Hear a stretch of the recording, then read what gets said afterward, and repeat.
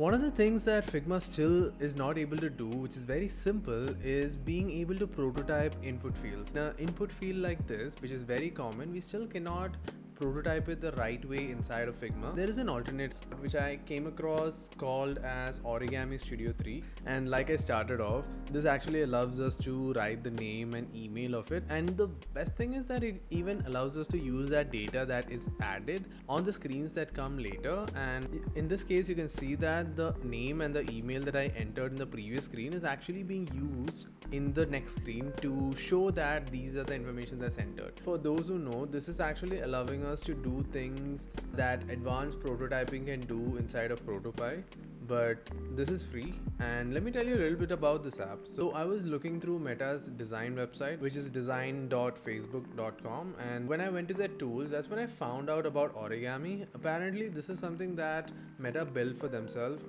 which helps them to design, prototype and everything. So which made me intrigued. It's kind of Mac oriented. Origami, you can install it right now if you have a Mac, and the best part is that there are some prototypes that Origami can do which other studios cannot do. So one of the more common tutorials that is found inside YouTube for Figma is about how you can do this thing that is there on Instagram or that thing that is there on Instagram. And this is the tool that people who design for Instagram use, and like right here you can see the live reactions that's going on.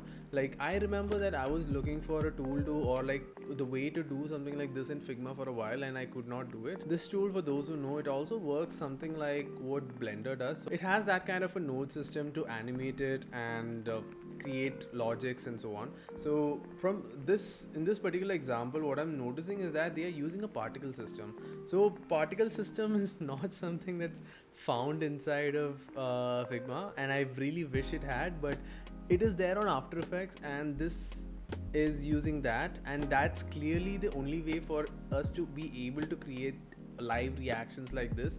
And yeah, introducing particle systems inside your design software is actually really good. Imagine the power to use particle systems inside of Figma or any other design tool. That will actually expand how much we can actually design. So, and the next thing I've seen a lot in terms of in YouTube tutorials on how this is done in Instagram or that is done in Instagram is Instagram stories. You know, the way that Instagram stories rotate in kind of a three-dimensional space, and we try to replicate that in Figma, but it's not possible unless we try to kind of do something, do a lot of manipulation is possible. But like if you see here, this is pretty much how it is done. So the thing is, I wanted to present these things on my phone, but the thing is, like I said, it's very Mac oriented. The tool that is needed for it to have a live link is not available on Android. It's only available on an iPhone, and I do not have an iPhone to show you guys. There is a way to import things from Figma into the software, so this can be used like an advanced prototyping tool for all our projects. And I have not even mentioned about the main advantage that Origami brings.